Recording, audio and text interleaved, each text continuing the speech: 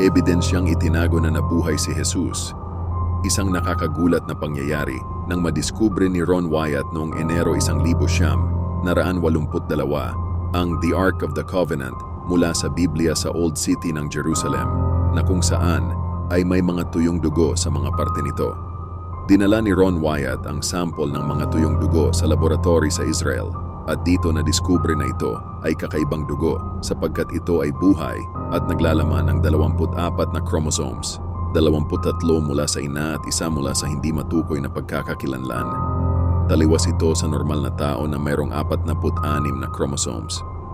Ngunit hindi isinapubliko ang pagkakadiskubre nito at bakit pilit itinatago ang mga ebidensyang nagpapatunay dito. Ang The Ark of the Covenant ay naglalaman ng stone tablet kung saan orihinal nakasulat ang 10 utos ng Diyos na ibinigay kay Moises. Ayon sa libro ng Matthew, nang mamatay si Jesus sa krus ay lumindol sa buong panig ng mundo, dahilan upang magkaroon ng biyak na bato sa ilalim kung saan nakapako si Jesus sa krus at dumaloy ang dugo papuntang The Ark of the Covenant. Totoo nga ba ang ebidensyang ito? At nasaan ito ngayon?